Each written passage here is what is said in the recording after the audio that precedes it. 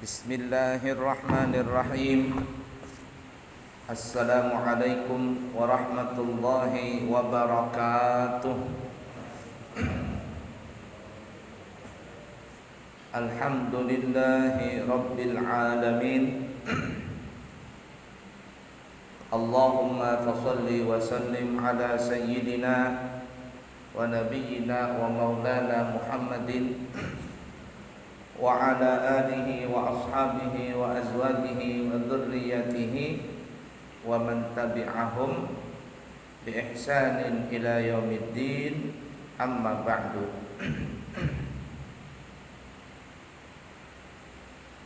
Pada pertemuan yang lalu kita masih membahas tentang masalah dhaman. Dhaman ini bahasa kitanya ada orang yang menjamin. Apa bahasa kitanya? Menjamin ya, jaminan ya. Dhaman, ada orang yang menanggung, yang menjamin, yang bertanggung jawab. Itu yang kita bahas pada pertemuan yang lalu. Contoh dhaman itu seperti umpama ada orang yang menjamin hutang. Si A umpama menanggung atau menjamin hutang si B kepada si C. Umpama si Anton berhutang kepada Budi. Lalu ada si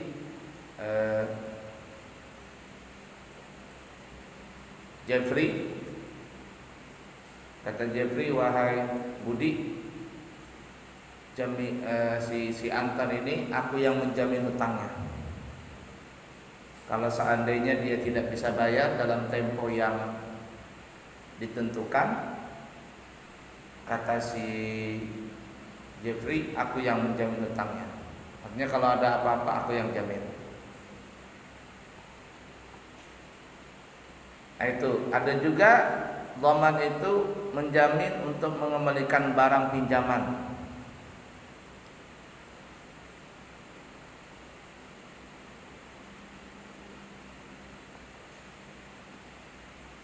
Ya seperti tadi juga umpama seperti namanya Anton meminjam barang kepada si A. Itu biasanya orang apa ya? Ini apa? Perpustakaan, pinjam buku atau apa. Siapa yang jamin kamu? Kamu dari sekolah mana? Kamu orang mana? Apa jaminannya kalau seandainya terjadi sesuatu kerusakan atau apa dan sebagainya? Siapa yang menjamin? Nah, yang menjamin umpama pihak sekolah atau orang tuanya atau siapa dan sebagainya. Nah, itu seperti itu. Atau menjamin menghadirkan seseorang di dalam perkara di pengadilan. Menjamin seseorang dalam pengadilan. Ada yang mau ditangkap, kemudian minta penangguhan penangkapan. Jaminannya siapa umpama? Ya, ada jaminannya. Atau umpama kebebasan seseorang, seperti apa yang Habib Rizik ya, yang menjamin adalah istri beliau dan seterusnya dan seterusnya. Nah, itu yang berkaitan dengan manusia. Atau yang kita sebutkan juga kemarin, seperti kalau kita ke luar negeri, contohnya ke Saudi, itu ada yang kafil. Kafil itu bahasa kitanya orang pelindungnya. Jadi kalau ada orang tinggal di Saudi, bukan orang Saudi, seperti TKI umpama, nah itu harus ada yang jaminannya. Kalau seandainya dia terjadi ada sesuatu permasalahan, maka kafilnya ini yang bertanggung jawab untuk dihadirkan di pengadilan atau di kepolisian dan sebagainya. Nah, jadi ada 3 ya. Dhaman ini, ad-dhamin, orang yang menjamin ini bisa menjamin hutang seseorang, bisa menjamin menghadirkan barang pinjaman, atau menjamin manusianya langsung. Menjamin manusianya langsung. Sebagaimana Nabi kita Muhammad SAW yang kita sebutkan pada pertemuan yang lalu ya, beliau ingin menyolatkan seseorang, lalu beliau bertanya kepada para sahabat yang hadir di situ, adakah orang ini, yakni si mayit, punya tanggungan, bahasa kitanya, punya hutang? Lalu para sahabat mengatakan, iya ya Rasul, ini si mayit punya tanggungan sebesar 3 dinar. Lalu kata Nabi, kalau begitu kalian sajalah yang menyolatkan si mayit ini. Lalu Abu Qatadah berkata, ya Rasulullah, hutangnya ini aku yang menjamin. Artinya aku minta kepada engkau wahai Rasul untuk menyolatkan mayit ini, sedangkan tanggungan hutangnya aku yang menjamin.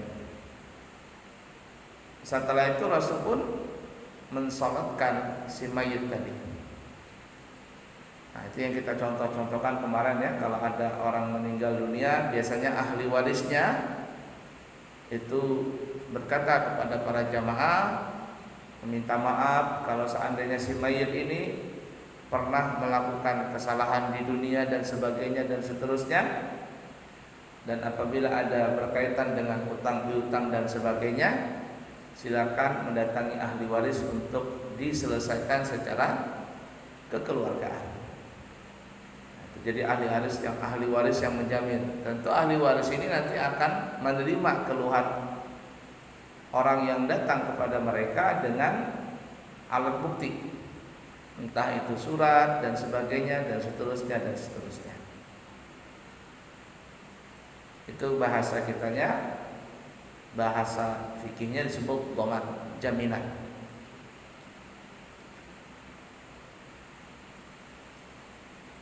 Bahkan pernah disebutkan dalam riwayat, salah satu mukjizat Nabi ya, orang Arab Badui, maksud saya, suatu ketika Nabi kita Muhammad SAW itu berjalan, tiba-tiba beliau berjalan itu mendengar ada orang yang berteriak, ya Rasulullah, tolong aku. Ya Rasulullah, tolonglah aku. Rasul bingung nih, datang dari mana suara? Tengok kanan, tengok kiri, depan belakang, ada suara tapi gak ada orangnya. Dengar lagi, ya Rasulullah, tolonglah aku. Rasul pun mencari asal suara itu. Ternyata apa? Ternyata suara itu berasal dari seekor, apa bahasa Indonesia?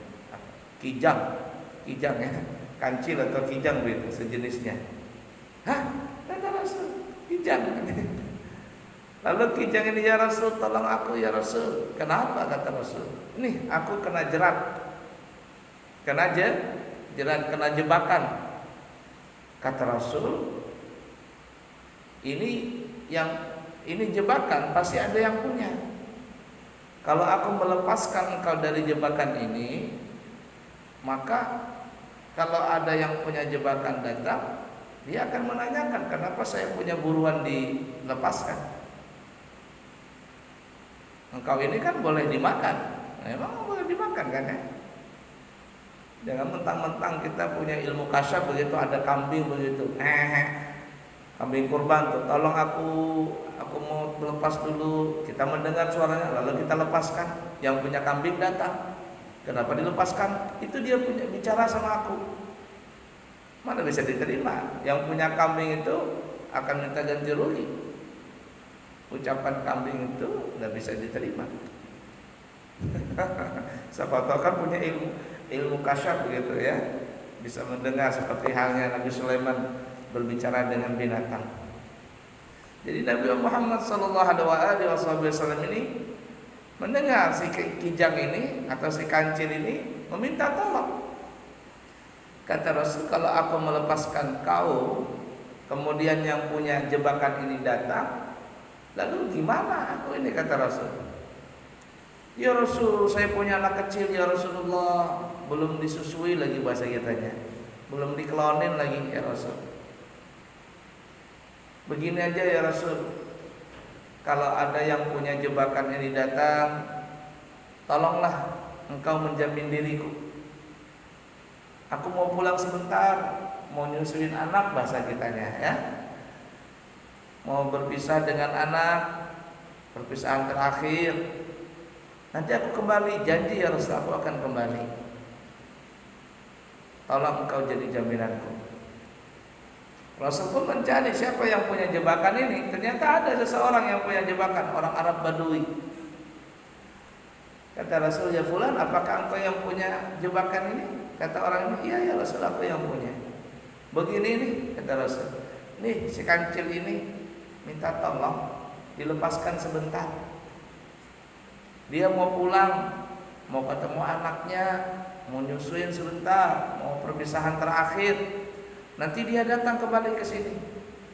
Lalu yang punya jebakan ini berkata, ya Rasul, kalau enggak kembali gimana? Kata Rasul, aku yang jadi jaminan. Aku yang jadi jaminan. Kalau dia enggak kembali, kemudian terjadi apa-apa, nanti aku yang jaminannya. Artinya kalau seandainya kau minta ganti, aku gantikan. Berapa harganya dan seterusnya dan seterusnya. Sebentar saja kata Rasul. Lalu si Arab Badui, kalau engkau yang menjamin ya Rasulullah, aku mau.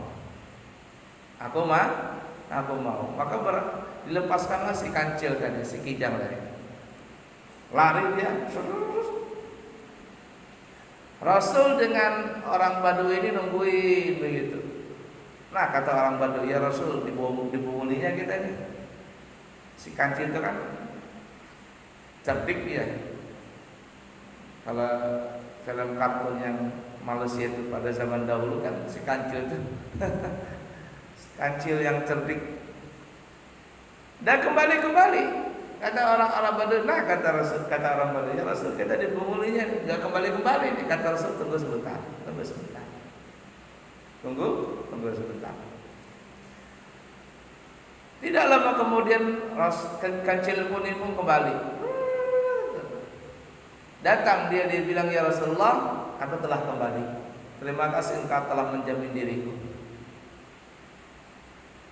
Sudah ketemu dengan anak? Sudah ya Rasul. Sudah perpisahan? Sudah ya Rasul. Gimana? Ya sedihlah. Lalu kijang ini berkata, ya Rasulullah, aku telah menepati janji. Tolong sampaikan kepada orang Arab Badui itu, ya Rasulullah, hargailah pengorbananku ini, hargailah kepercayaan ini. Janji yang telah kutepati tolong dihargai. Maksudnya apa kata Rasul? Ya tolong dilepaskanlah. Tolong dilepaskan aku.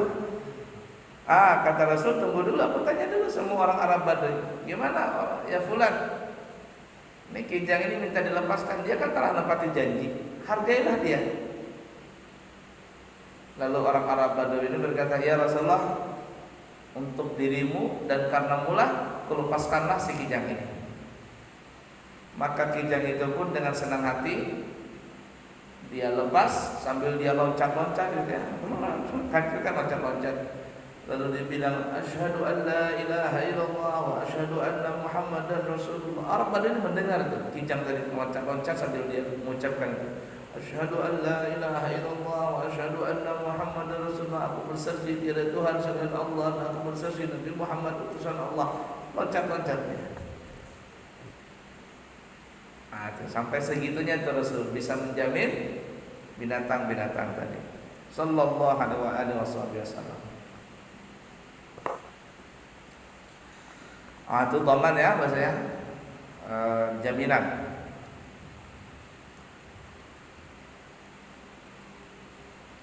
Baik, kita masuk ke fikih kembali ya.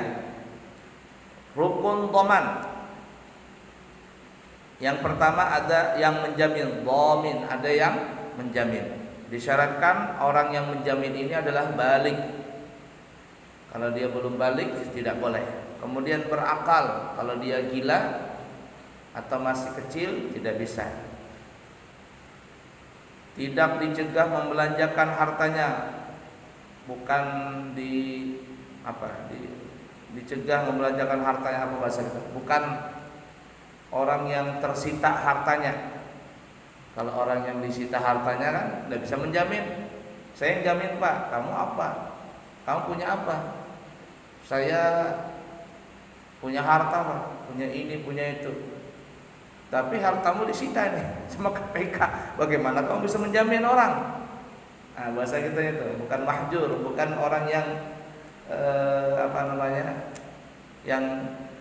yang dicegah untuk membelanjakan hartanya. Nah, artinya tidak ada, orang ini bebas, tidak ada yang menghalangi dia kalau dia menjamin orang lain. Kemudian dengan kehendaknya sendiri, tidak ada unsur paksaan dari orang lain yang menjamin ini. Jadi yang menjamin ini bebas, dia memang kemauan sendiri, tidak ada unsur paksaan, tidak ada ini, tidak. Kalau dipaksa umpama sama orang lain, umpama seseorang ini, umpama Anton punya masalah dengan si Budi. Nah, si Anton punya masalah dengan si Budi.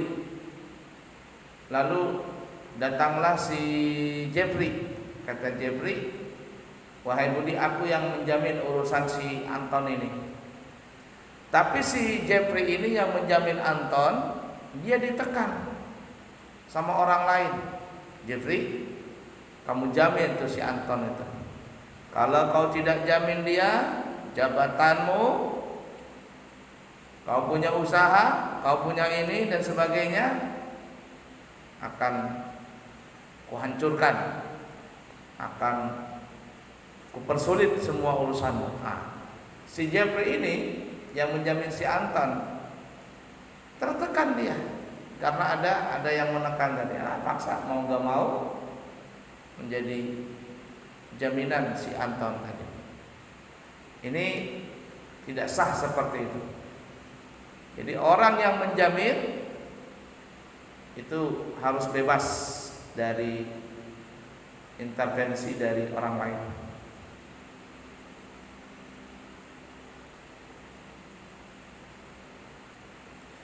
Kemudian orang yang berpiutang,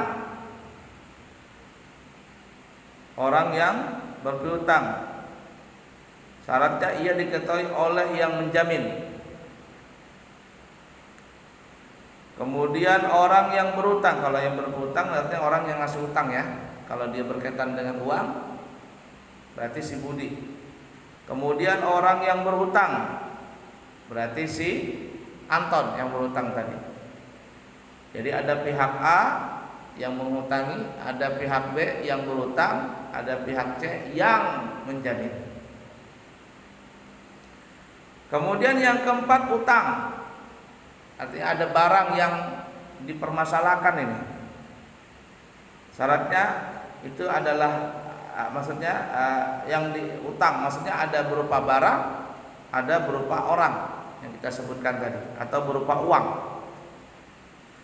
Disyaratkan diketahui dan tetap keadaannya, baik sudah tetap ataupun akan tetap. Artinya diketahui berapa hutangnya, orang yang dijamin siapa, berapa jangka waktunya, semuanya jelas. Jangan kita tiba-tiba menjamin, aku yang menjamin hutangnya si Anton ini. Sekalinya yang kita pikir hutangnya cuma 1 juta, ternyata hutangnya 100 juta. Bingung kita sudah. Ya, bingung akhirnya. Jadi tahu betul apa yang masalahnya ini, uangnya kah atau apakah yang berhutang ini, yang hutangan ini. Kemudian yang kelima, disyaratkan lafaz, berarti jaminan. tidak digantungkan pada sesuatu dan tidak berarti sementara muakkatan. Artinya syarat lafaz ini tidak ada kaitan dengan waktu. Artinya saya menjamin ini cuma satu waktu saja, cuma seminggu saja. Kalau seandainya Anda berhasil, ya kembali kepada yang berhutang untuk melanjutkan masalahnya dia dengan orang yang menghutangi, atau tidak berkaitan dengan syarat yang lain. Ya, kalau seandainya dia ini saya menjamin. Kalau seandainya dia melakukan ini, saya tidak jadi jamin. Ini tidak ada kaitan dengan apapun. Artinya tidak boleh di syarat itu dikaitkan dengan yang lain, dan juga harus jelas, tidak berwaktu dan sebagainya.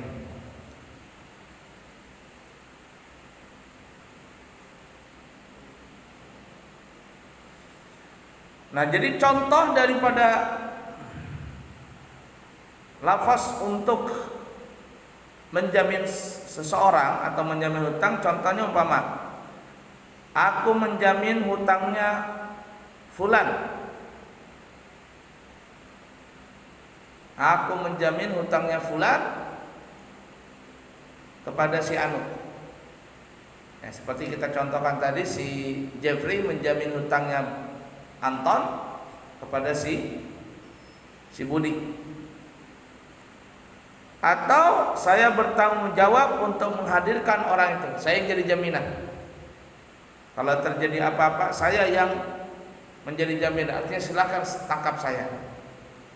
Kalau seandainya orang itu tidak hadir, saya yang jadi jaminan, alias tangkaplah saya.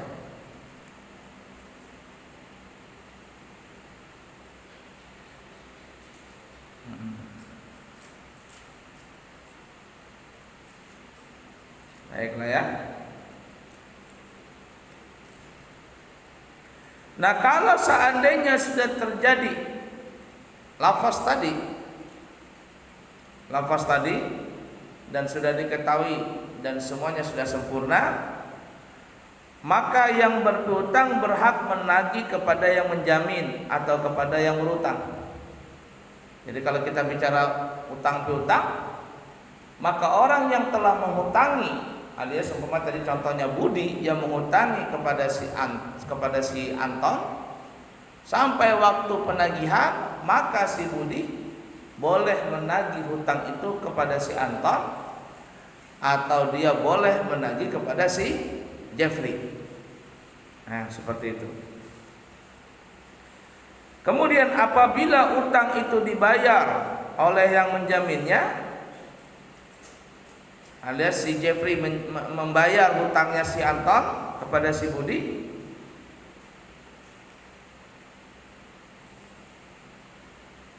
maka dia berhak meminta ganti kepada yang berutang.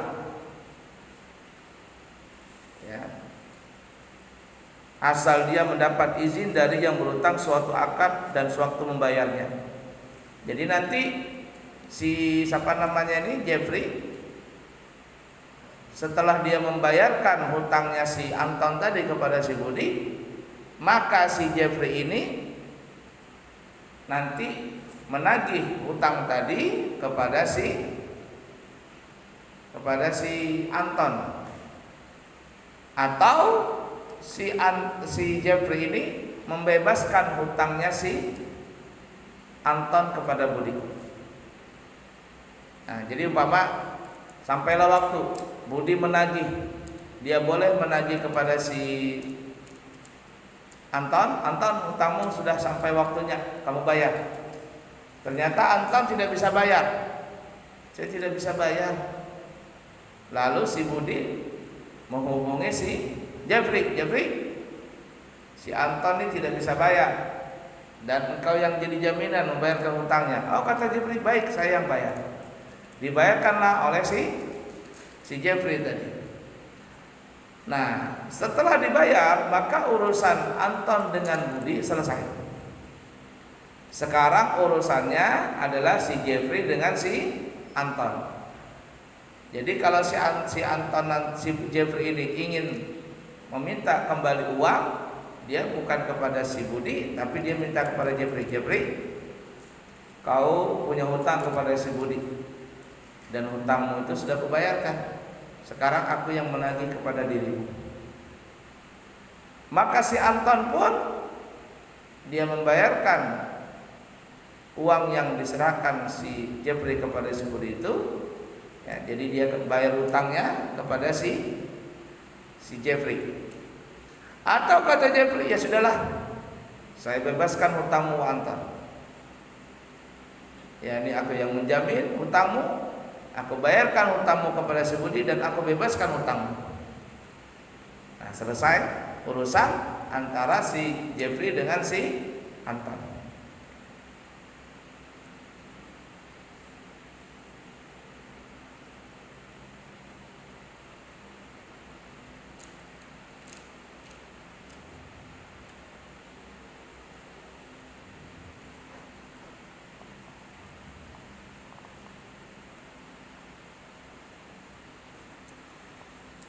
Nah, kemudian untuk masalah manusia, jaminan manusia, kita lihat ya.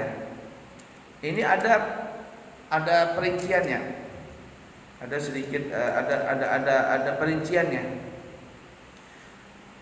Bagaimana seseorang yang berada dalam urusan perkara boleh juga ditanggung untuk menghadirkannya ke majelis pengadilan, asalkan perkara itu bersangkutan dengan manusia. Contoh umpama orang ini contoh umpama si Anton mencemarkan nama baik si Budi. Si Anton mencemarkan nama baik si Budi. Si Budi tidak terima. Misalkan pencemaran nama baik berat ya sekarang ini. Maka si Budi pun mengadukan perkara ini ke pengadilan. Ke pengadilan. Datanglah si Jeffrey, datang ke pengadilan, Pak pengadilan, tolong ditangguhkan si Anton ini di dalam persidangan. Artinya nanti minta waktu dulu, jangan ditangkap dulu. Nanti kalau waktu persidangan baru nanti boleh dihadirkan. Untuk saat ini tolong dibebaskan dulu. Nah, umpama persidangannya masih 1 bulan. Si Jeffrey datang, tolong bebaskan dulu si Anton ini. Nah, kata di dalam masalah ini para ulama membolehkan si Jeffrey menjamin si Anton tadi, asalkan masalahnya itu adalah yang berkaitan dengan manusia. Berkaitan dengan manusia. Seperti tadi masalah pencemaran nama baik, atau umpama memukul dan sebagainya, dan seterusnya. Tetapi kalau perkara itu adalah bersangkutan dengan Allah Ta'ala, tidak ada berkaitan dengan seseorang, dengan manusia, tapi dengan Allah Ta'ala, hukumnya ini hukum Allah Ta'ala. Kalau berkaitan dengan manusia kan kalau dimaafkan sama manusia, sudah saya maafkan, bebas dia. Tapi kalau dengan Allah Ta'ala tidak bisa bebas. Hukum Allah Ta'ala ini tetap ada sanksinya, ada sanksinya berlaku. Nah, kalau umpama berkaitan dengan manusia, ya tadi kalau seseorang umpama si Anton memukul dengan si Budi, si Budi tidak terima, dia laporkan kepada polisi, lalu ditangkaplah si Anton tadi. Kemudian terjadilah pihak kekeluargaan, diselesaikan dengan cara kekeluargaan. Kata Shannon, saya minta maaf dan sebagainya. Kata Budi, ya sudahlah, saya maafkan. Cabut laporan tadi. Itu perkara yang berkaitan dengan manusia itu. Atau ada umpama naudzubillah min dzalik, nasallallahu alaihi nabrak rumah orang, nabrak mobil orang dan sebagainya, itu kan berkaitan dengan manusia itu. Kata yang jadi korban, saya maafkan lah, bebas saya sudah. Tapi kalau yang berkaitan dengan hukum Allah Ta'ala, ada hukum Allah di situ, artinya berkaitannya double dengan manusia, dengan juga Allah Ta'ala, maka ini tidak bisa ada jaminan. Contoh umpama, orang itu minum khamar. Dalam hukum Islam, yang minum khamar ini itu dipukul 80 kali cambukan. Dalam Islam ya, ini tidak bisa diganti dengan uang, tidak bisa. Karena dia hubungannya langsung Allah Ta'ala. Atau dia berzina. Berzina ini hubungannya dua lagi, yakni dengan manusia juga dengan Allah Ta'ala. Kalau dengan manusia, dengan perempuannya ya, atau dia memperkosa dan sebagainya, na'udzubillah min dzalik, nasallallahu alaihi. Walaupun si perempuan itu sudah saya maafkan katanya, hukum Allah Ta'ala tidak bisa, tetap ada. Apa itu? Kalau hukum Allah Ta'ala nih ya, dicambuk orang ini sebanyak 100 kali cambukan. Kalau yang berzina ini belum pernah menikah secara resmi dalam pandangan manusia, lalu dia berzina, hukum Allah Ta'ala 100 kali cambukan itu tidak bisa lepas.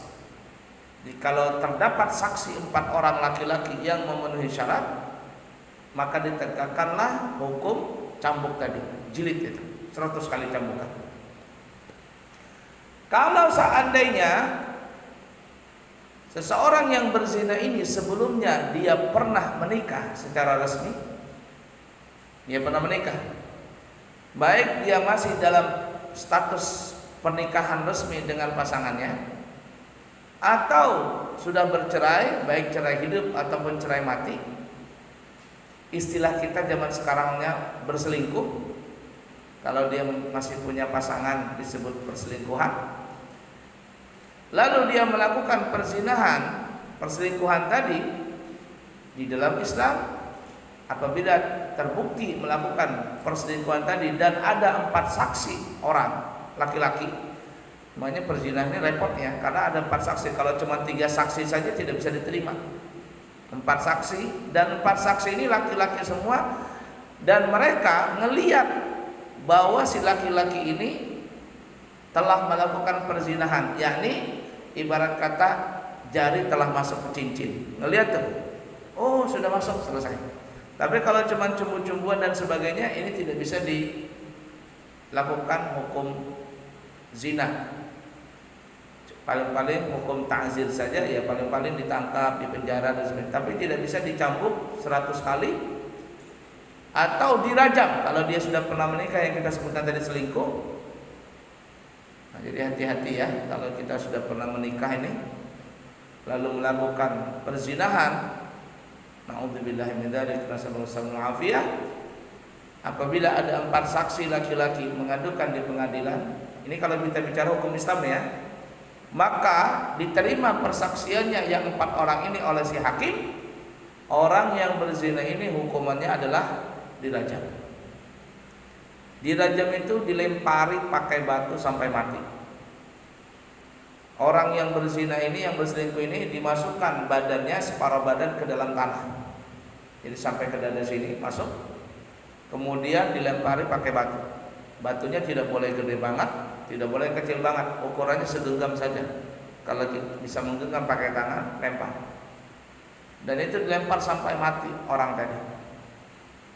Nah, oleh karenanya hukum rajam ini sangat sulit ditegakkan, artinya sangat sulit berlaku atau sangat sulit terjadi. Kenapa? Karena memerlukan 4 saksi, 4 saksi orang laki-laki dengan syarat-syarat yang tertentu. Dan yang paling repotnya, ngelihat 4 orang ini bukan hanya bercumbu, tapi ibarat kata 4 orang ini melihat, ibarat kata mereka melihat jari masuk ke cincin. Kalau cuman tidak melihat, jari masuk ke cincin, tidak bisa.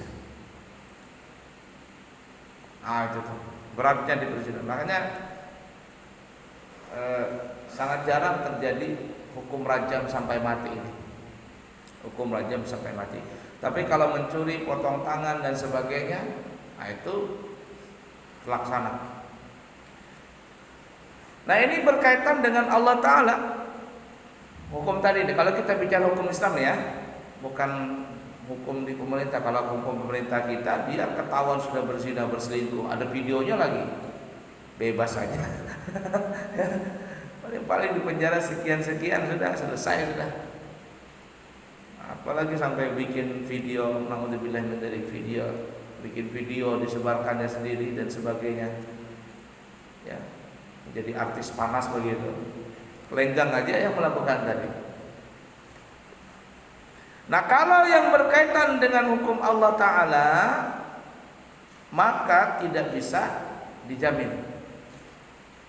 Tidak bisa ada jaminan. Kenapa? Karena bisa saja orang yang berperkara ini mengingkari perbuatannya agar dia terlepas dari ancaman yang dihadapkan padanya. Jadi seperti itu. Intinya, kalau berkaitan dengan hukum maksiat seperti yang kita katakan tadi ya, utang piutang atau menabrak atau pencemaran nama baik dan sebagainya, ini kalau dimaafkan sama orang yang menjadi korban, maka selesai urusan. Ketika yang korban itu memaafkan, Allah memaafkan, selesai. Tapi kalau berkaitan dengan Allah Ta'ala, seperti minum khamar, itu munir tuh, hubungannya dengan Allah Ta'ala. Atau hubungannya dengan manusia dan Allah Ta'ala, seperti berzina. Seperti berzina, itu hubungannya dengan manusia dengan Allah Ta'ala. Ada hukum Allah Ta'ala di situ. Walaupun yang berzina memaafkan, saya maafkan, tapi tidak bisa lepas dari hukum cambuk atau hukum rajam tadi. Seperti juga mencuri itu juga panjang ya permasalahannya. Potong tangan itu. Kalau di Cina orang korupsi potong, mencuri atau korupsi potong kepala. Potong apa? Di Cina potong kepala. Di Arab potong tangan. Di Indonesia potong masa tahanan. Korupsi. Hebatnya di Indonesia kalau sudah korupsi keluar boleh jadi pejabat lagi, boleh mendaftarkan jadi anggota dewan lagi. Kalau dipilih boleh lagi. Sudah selesai sudah korupsi itu. Nah, jadi yang berkaitan dengan Allah Ta'ala atau yang berkaitan apalagi dengan berkaitan dengan makhluk dan dengan Allah Ta'ala, maka ini tidak bisa dijamin. Ya, tidak ada jaminan. Tapi kalau yang berkaitan dengan manusia seperti tadi naudzubillah min dzalik, nasallallahu alaihi tabrakan, kemudian ada utang piutang, penipuan dan sebagainya, maka ini bisa ada jaminan. Ada pertanyaan dulu? Ada pertanyaan?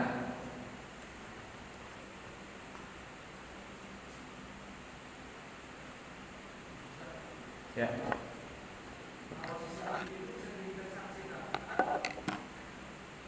CCTV kalau hukum kita boleh malah ya boleh. Yang mana perkara apa ini? Perkara perzinahan. Ya tadi CCTV ini pakai ahli nanti ya, apakah asli atau tidak. Intinya gini loh ya. Kalau dia cuman mohon maaf ya bermesra-mesraan dan sebagainya dan seterusnya. Hukum perzinahan yang jelas dia masuk dalam hukum sanksi dalam melakukan menontonkan aurat dulu di depan umum. Kalau yang zina tadi itu harus paham nggak maksud saya? Jari masuk ke cincin. Jadi yang 4 orang ini atau video tadi sudah terbukti jelas dan sebagainya. kemudian ahli apa namanya itu, ahli IT-nya membenarkan, dan terlihat bahwasanya kalau sudah CCTV itu banyak ngelihat sudah dia mulai dibuka persidangan, ngelihat, mohon maaf ya, alat kelamin si laki-laki ini masuk ke kelamin perempuan dengan jelas, selesai, terbukti sudah. Nah, itu bisa jadi alat bukti.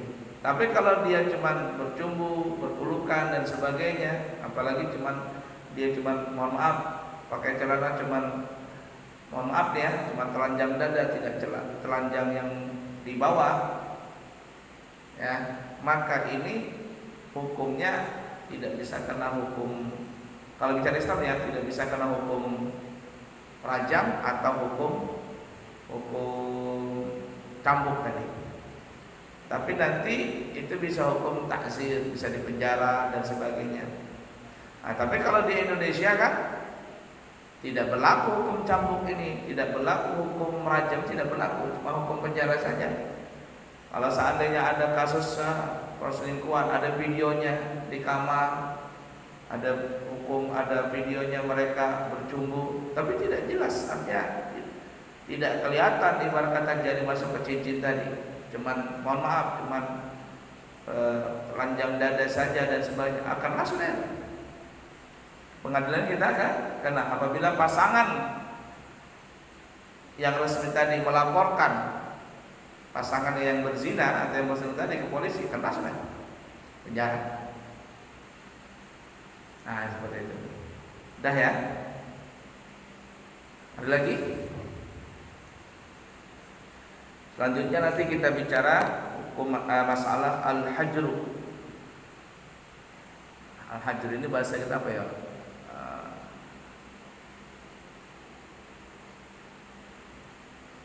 Apa bahasa kita? Disita, sitaan, disita. Dicekal. Dicekal. Orang ini umpama dia punya harta disita. Tidak boleh dia membelanjakan hartanya. Disita ya, pasti ya. Rumah disita, semuanya disita dan sebagainya. Dicekal, tidak boleh keluar sana, tidak boleh ke sini. Al-hajr, hajru namanya. Bagaimana itu? Pencekalan tadi, pencekalan barangnya dia, pencekalan manusianya. Nah, itu nanti kita akan bahas di kesempatan yang akan datang. Baik, cukup dulu ya. Insyaallah kita sambung lagi. Semoga ada manfaatnya. Subhanakallahumma wa bihamdika asyhadu an la ilaha illa anta astaghfiruka wa atubu ilaik. Wa akhirul kalam. Wassalamualaikum warahmatullahi wabarakatuh. Allahumma inna nasta'uduka hadhil ma'lumat ma ta'allamna min ulumiddin fa'arji'ha ilaina kullama nahtaj ilaiha waj'alna minal 'amilin bima 'allamtana. Wa sallallahu ala sayyidina wa maulana Muhammadin wa ala alihi washabbihi wasallam. Walhamdulillahi rabbil alamin. Taqabbalallahu minkum.